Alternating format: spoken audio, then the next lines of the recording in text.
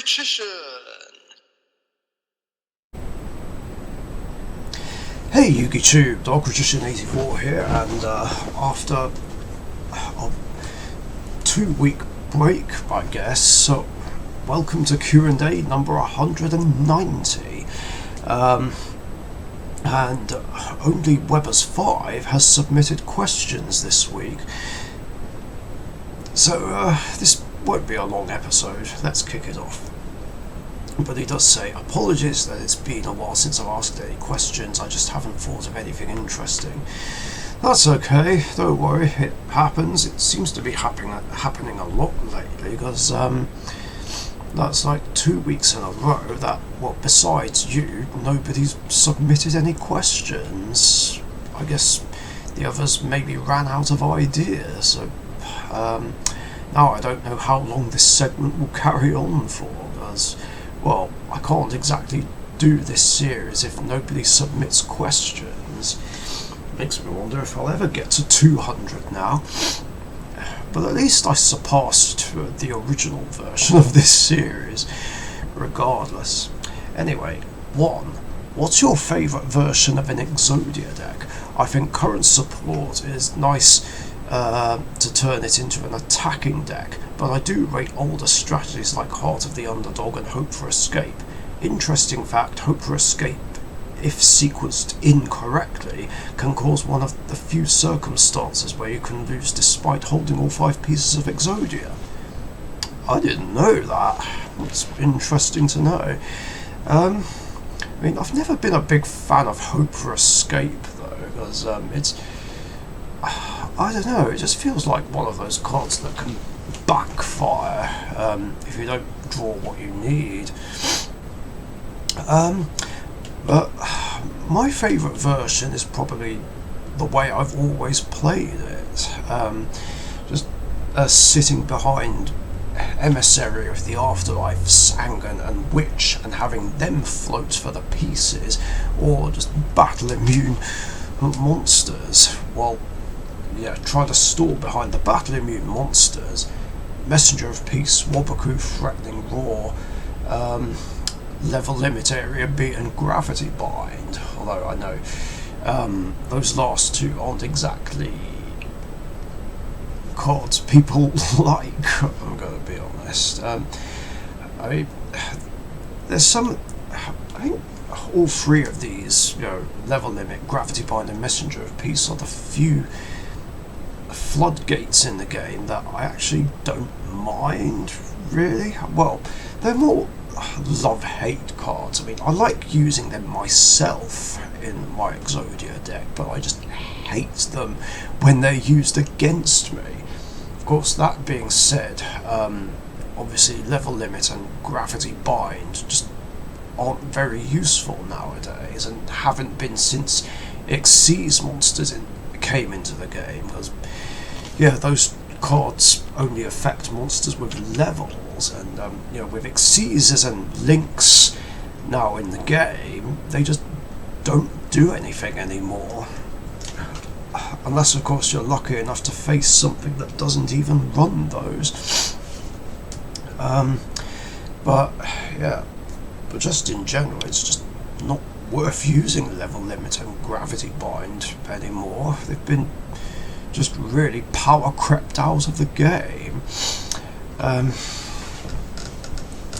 In any case, though, I prefer playing Exodia that way, although I have somewhat tried to make it an attacking deck as well, because I play Link monsters in there, which I can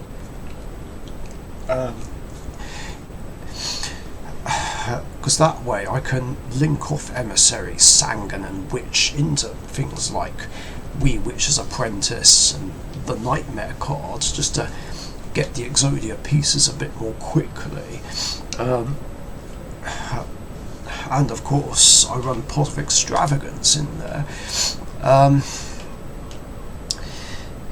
So yeah, that's my favourite way of doing it. But as for how Exodia is played now with the Millennium cards and basing it off the Unstoppable Exodia, the fusion, I don't really like that deck, if I have to be honest. Well, nothing. I mean, I like the Millennium cards, but I just don't like the Fusion purely because it's a Dark Bribe on legs.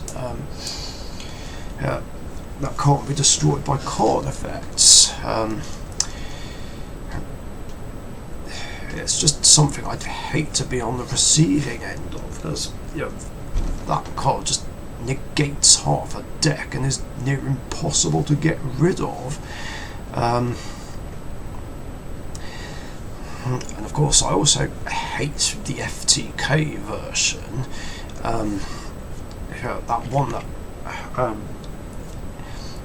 used and abused Blue Dragon Summoner, and of course the one that used and abused Blue Eyes White Dragon, White Stone, and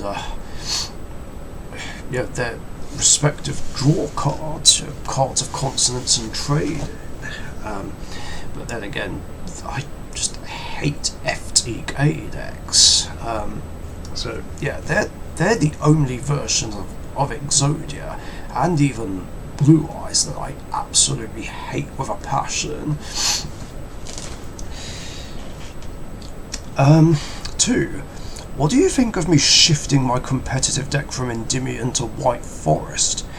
That's pretty surprising, actually, because Endymion is your signature deck, which you've stuck with for so long. I mean, I assume you still have it, of course.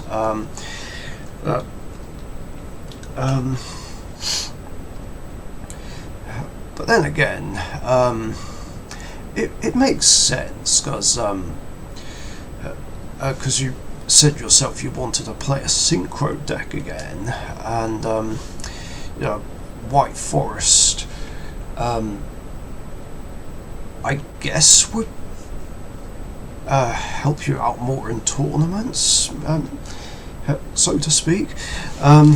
I did notice that you did win one of the most recent Dead Universe Comics tournaments, so congratulations on the win. It's also cool that Cookie finished third with Zombies. I assume it was Zombie Horde, but yeah, congrats on that tournament win.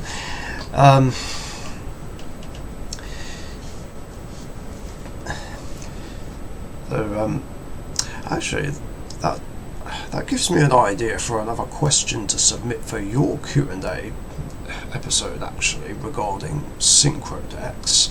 I just need to think of some others.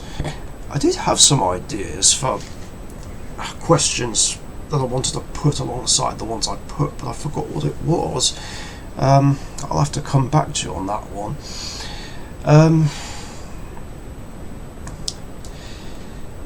But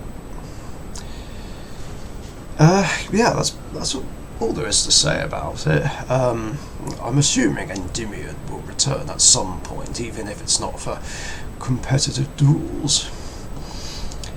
And finally, question 3. Do you think it's strange when the best card in a deck archetype isn't directly part of the archetype? Example, the best card in White Forest Azamina is neither a White Forest or Azamina card. I'm not sure which card that is. I mean, I'd need more information here, because I'm not very knowledgeable of White Forest and Azamina, other than their decks that are seeing lots of meta play right now. But yeah, this is what happens when I don't play competitively or keep up with what's going on in the meta, and what happens when I don't play current format.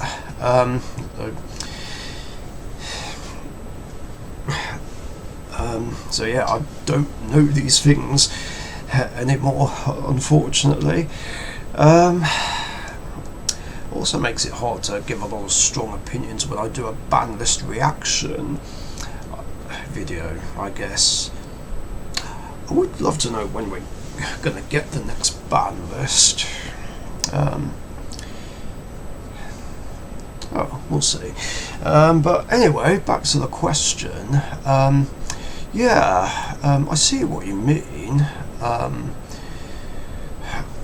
mean, I guess something similar would be those link monsters that were used outside of their own archetype. Halqifibrax, Predaplot Anaconda, or if not, it's one of the best cards used in certain decks.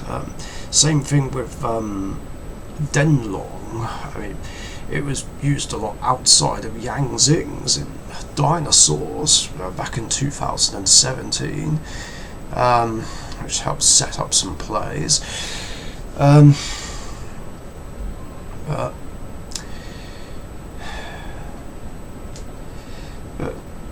Yeah, it is strange. I do agree, and yeah, pretty interesting as well to think about.